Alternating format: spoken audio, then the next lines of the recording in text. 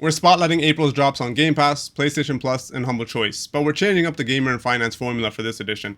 Thanks to Game Pass's day one heavy hitters, April wasn't much of a showdown at all and has made for our shortest subscription showdown yet. So while I'll still highlight the top 3 titles on each service by review scores and buzz, our main gameplay and reception deep dive will be on those big Game Pass titles, as they're already the clear best value for the month.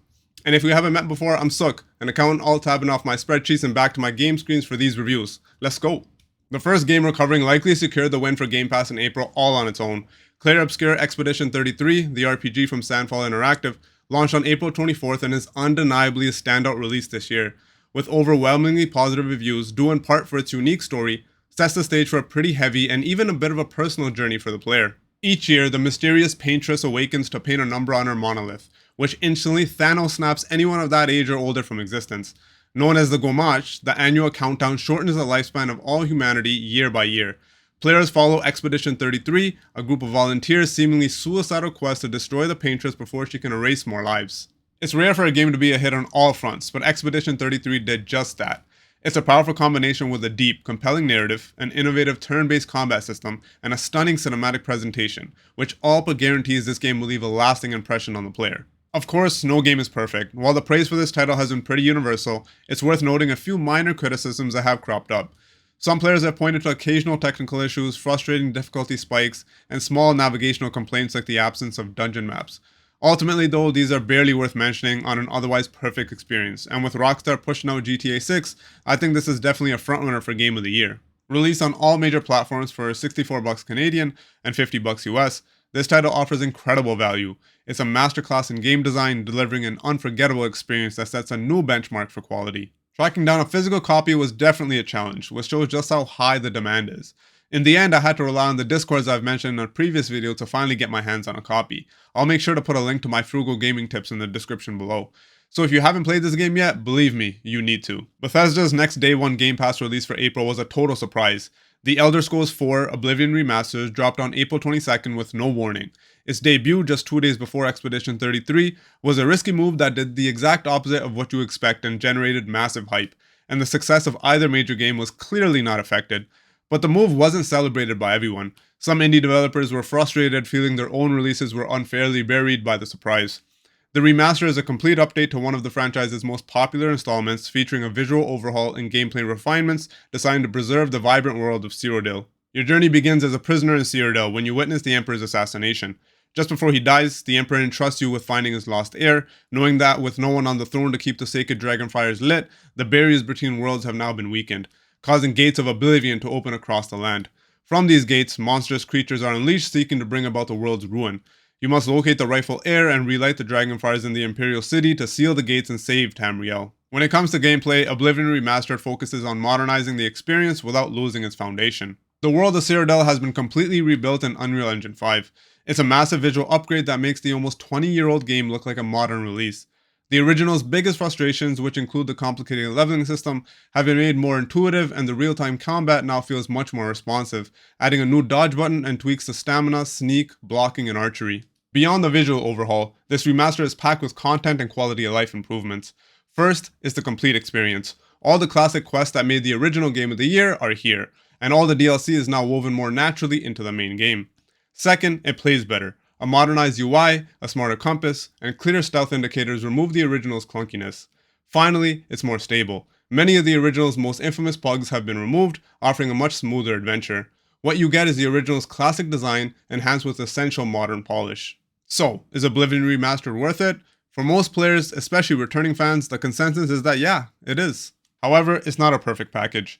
Players will still encounter some of the original's jank and dated mechanics, and some new performance bugs have been reported since release. Ultimately, these issues are not considered deal breakers, and the remaster is widely seen as a successful, essential update, and the definitive way to experience Oblivion for a modern audience. The game is available on all major platforms with standard pricing around $60 Canadian for PC and $70 for PlayStation and Xbox. Considering the massive world of Cyrodiil and the sheer amount of content, that's a very fair price. Now, let's switch gears completely. Our final day one banger in April swaps swords and sorcery for strategy and suspense, and trades sprawling landscapes for shifting floor plans. Get ready for the mind-bending mystery of Blueprints. To give you an idea of how stacked April was, our final day one highlight came down to a real toss-up between South of Midnight from Compulsion Games and Blueprints from Dogubomb. Blueprints ultimately got the nod, just barely taking the final spot.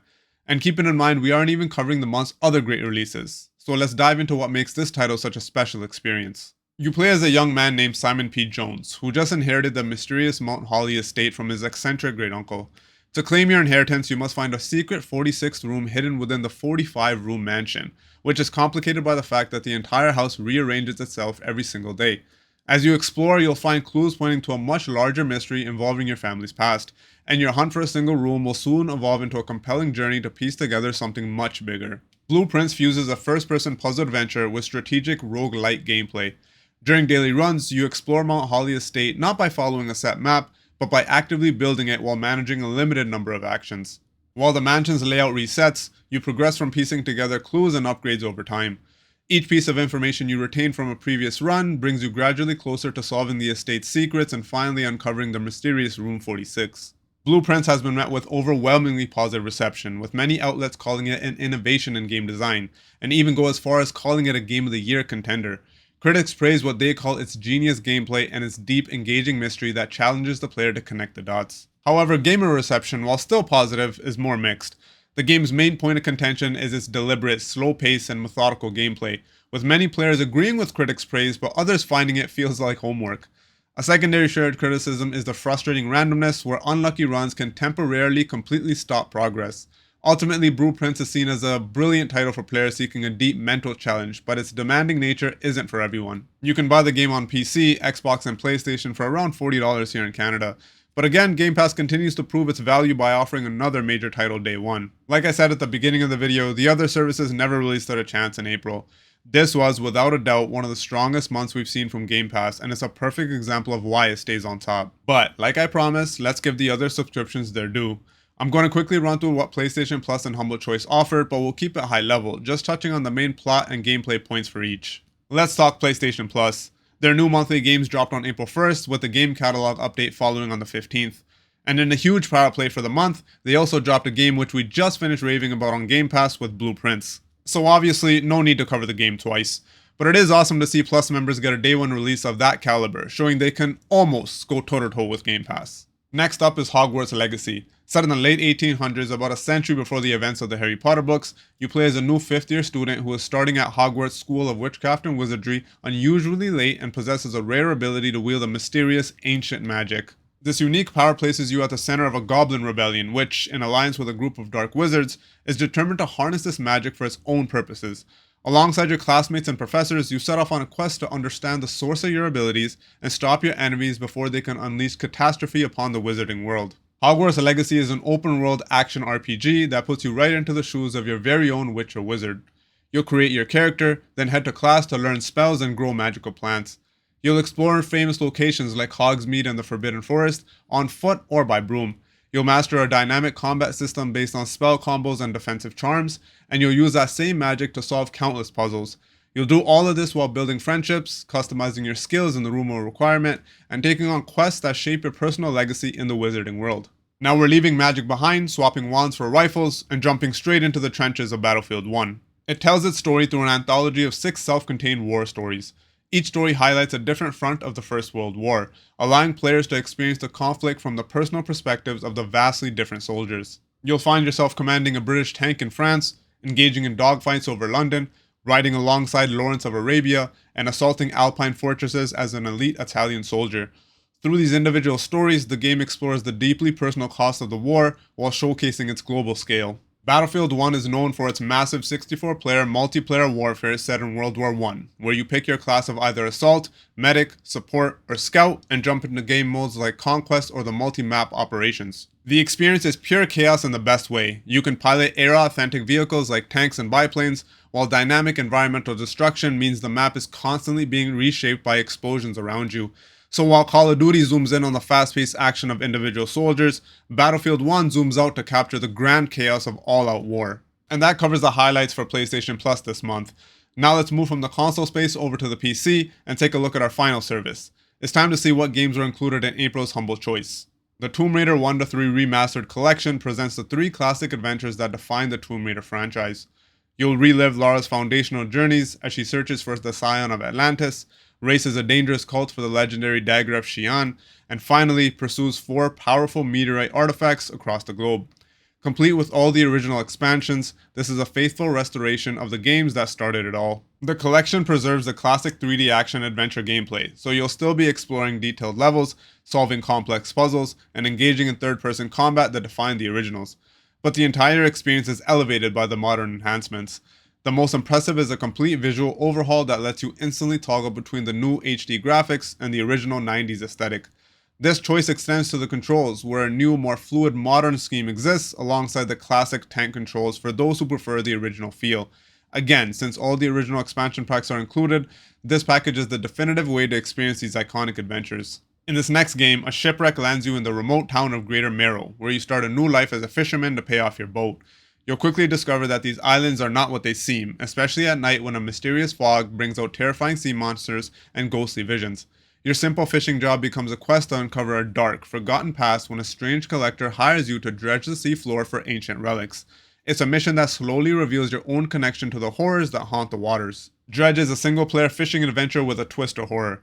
The gameplay is a constant balancing act between your time, your cargo space, and your own sanity. Your days are spent sailing around, catching different kinds of fish through fun minigames, and dredging up materials from the seafloor.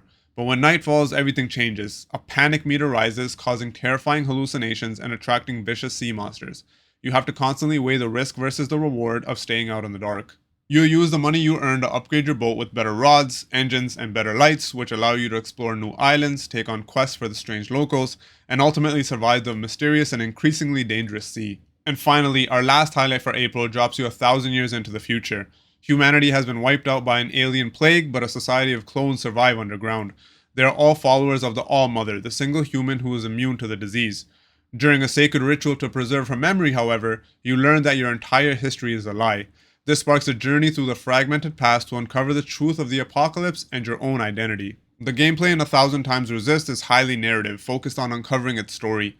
The core gameplay has you exploring the interactive memories of the All-Mother, where you'll solve light environmental puzzles by jumping between different points in time to find clues and witness key events. While the gameplay is mostly about exploration and fully voiced dialogue with the fellow clones, there are occasional light action sequences. The experience is intentionally not about combat, but about immersing you in a compelling dreamlike mystery. And with that, April's a wrap. As you know, we do these rundowns as a look back, a month late, to let the hype die down and see what actually delivered value. That's what this channel is all about.